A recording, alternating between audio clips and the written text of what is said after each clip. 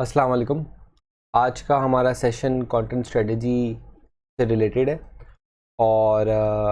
थोड़ा सा रिकैप कर लेते हैं। लास्ट सेशन के अंदर और लास्ट इन द पास्ट जो हमारी वीडियोस थी उनके अंदर हमने कंटेंट को इन डिटेल समझने की कोशिश की कि कंटेंट क्या है, कितना इम्पोर्टेंट होता है, डिजिटल इंडस्ट्री के अंदर इसकी क्या इम्पोर्टेंस है और कितने टाइप्स के कंटेंट होते हैं और मोस्ट इम्पॉर्टेंटली हमने कंटेंट किस तरीके से बेहतर किया जा सकता है उसके ऊपर डिस्कशन की। और हम जिस इंडस्ट्री का पार्ट बनना चाहते हैं तो उसमें जो सबसे इम्पोर्टेंट एस्पेक्ट्स हैं इन टर्म्स ऑफ कंटेंट वो ब्लॉग्स होते हैं या प्रोडक्ट डिस्क्रिप्शंस होती हैं, तो उनको हमने इन डिटेल समझा कि किस तरीके से हम एज अ ब्लॉगर अपने आर्टिकल्स को बेहतर बना सकते हैं या अपनी प्रोडक्ट डिस्क्रिप्शंस को हम किस तरीके से ऑप्टिमाइज़ कर सकते हैं। तो अब हम डिस्कस करेंगे कंटेंट स्ट्रेटजी को और in the next few videos मैं आप लोगों को इस चीज़ की नॉलेज दे रहा हूँ कि हम कंटेंट स्ट्रेटजी को किस तरीके से ऑप्टिमाइज़ कर सकते हैं, क्या क्या एस्पेक्ट्स होते हैं कंटेंट स्ट्रेटजी के और हर एस्पेक्ट के अंदर कौन सी चीज़ें हैं जो हम बेहतर तरीके से परफॉर्म करके एक अच्छी ऑप्टिमम कंटेंट स्ट्रेटजी क्रिएट कर सकते हैं और उससे हमें क्या फ़ायदे हो सकते हैं। तो स्टार्ट करते हैं एक बेसिक डेफिनेशन से। Content strategy is the fulfilment of your business requirements through the creation and distribution of content. A content strategy should answer the following question: what should we create and why? तो जो भी आप कर रहे हैं इन content marketing, तो वो सबसे इम्पॉर्टेंट ये चीज़ है जो कि हम लोगों ने पहले भी इस चीज़ को डिस्कस करा हुआ है कि हम कोई काम कर रहे हैं तो हमें उसका क्या फ़ायदा है, हम वो क्यों करना चाहते हैं। तो कंटेंट स्ट्रेटजी भी का भी एक सिमिलर क्वेश्चन यही है कि हम कंटेंट स्ट्रेटजी या कंटेंट मार्केटिंग करना चाहते हैं तो क्यों करना चाहते हैं, इससे हम क्या अचीव करना चाहते हैं। तो हमारी इंटायर कंटेंट स्ट्रेटजी में हम क्या क्या करेंगे, क्या क्या करना चाहिए, ये सब चीज़ें इस क्वेश्चन के अराउंड रिवॉल्व करती हैं। और इस क्वेश्चन को अगर हम सही तरीके से आंसर कर सकते हैं और वो रिक्वायर्ड इंफॉर्मेशन अगर हमारे पास है तो एक बहुत इफ़ेक्टिव और एफिशिएंट कंटेंट स्ट्रेटजी हम उससे क्रिएट कर सकते हैं जो कि हमारे बिज़नेस को इन द लॉन्ग टर्म बहुत फ़ायदा दे सकती है।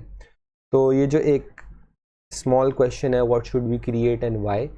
इसका एक डिटेल्ड एस्पेक्ट जो है हम in the form of research देखते हैं अपने सामने, जिसमें हम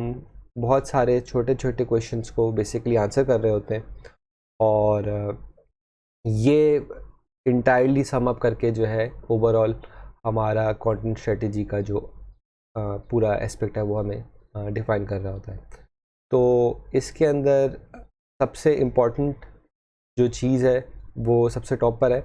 टारगेट ऑडियंस। उसके बाद हमारे पास आता है what problem are you solving, what is your USP, who are your competitors, what content formats to use and what channels to use. तो ये सारे सेपरेट क्वेश्चंस हैं बट वन वे और दी अदर ये एक दूसरे से इंटरलिंक्ड होते हैं। अगर हम एक चीज़ के ऊपर रिसर्च कर लेते हैं तो हमारे पास जो फर्दर उसके क्वेश्चन हैं उससे रिलेटेड हमारे पास अच्छी इन्फॉर्मेशन हो जाती है कि अगर हमें पता है कि हमारी टारगेट ऑडियंस कैसी है तो हमें ऑब्वियसली पता होगा कि हम अपनी प्रोडक्ट से उनकी क्या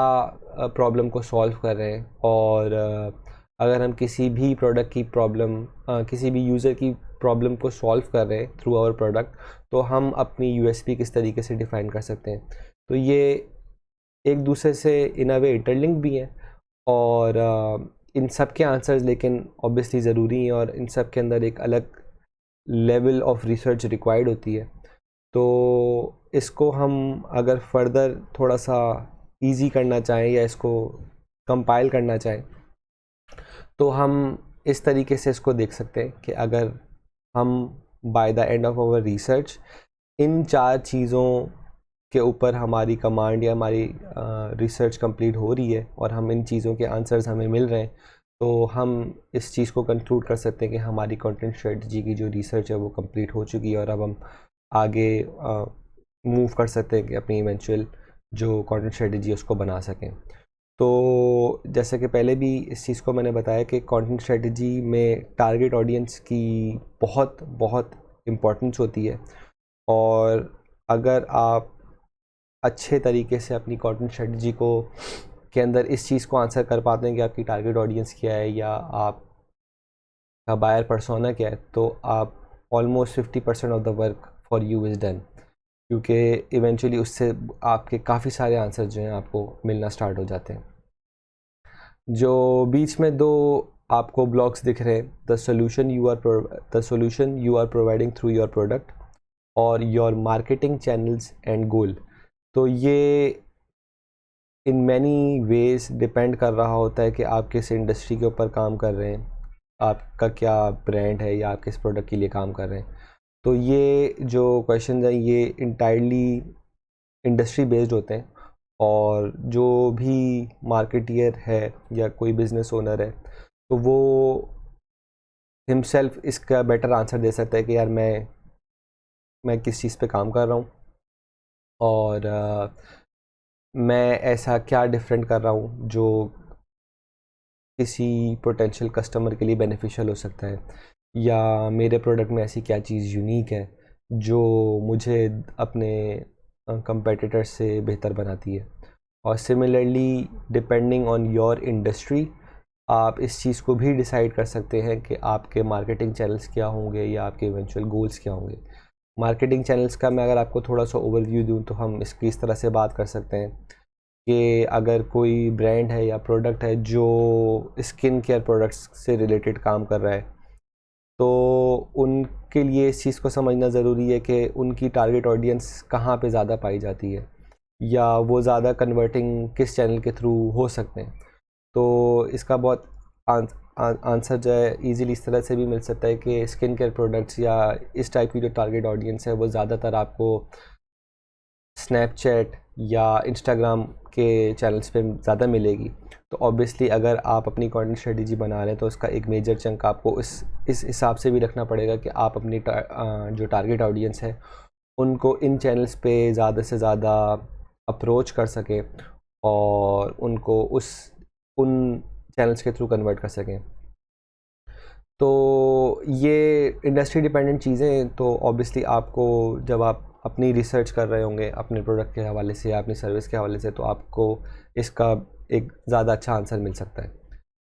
अच्छा, जो एक्सट्रीम हमारे साइट्स पे जो बॉक्सेस हैं उनको हम इन डिटेल डिस्कस कर रहे होंगे, क्योंकि ये इर्रिस्पेक्टिव कि आप किसी भी जगह पे काम कर रहे हैं, इनकी नॉलेज आपके लिए ज़रूरी है और आपके लिए इनका पता करना ज़रूरी है कि आप टारगेट ऑडियंस किस तरीके से मालूम कर सकते हैं और उनमें क्या क्या चीज़ें इंपॉर्टेंट हैं जो आपको पता होनी चाहिए, और similarly target audience in depth किस तरीके से मालूम की जा सकती है, उसके हवाले से इंफॉर्मेशन किस तरीके से ली जा सकती है। और कंपेटिटर लैंडस्केप हम इन डिटेल डिस्कस तब करेंगे जब हम एसईओ के मॉडल पे आ जाएंगे, क्योंकि हम कंपेटिटर्स से रिलेटेड जो भी इंफॉर्मेशन एनालिसिस या रिसर्च कर रहे होंगे वो बहुत सारी चीज़ें बहुत टेक्निकल उनका एक एस्पेक्ट है,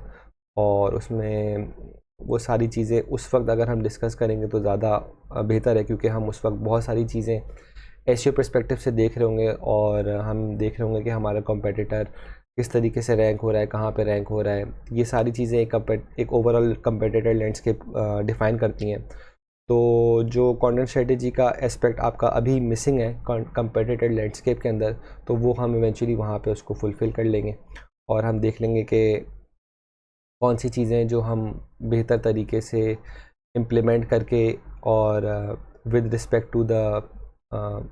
एसईओ टूल्स हम एक अच्छा कंपेटिटर एनालिसिस करके इंफॉर्मेशन गैदर कर सकते हैं।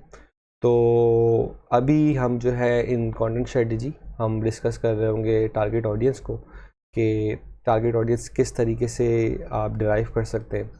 और ये डिटेल इसका जो एनालिसिस वाला पार्ट है या टारगेट ऑडियंस किस तरीके से बनाई जाती है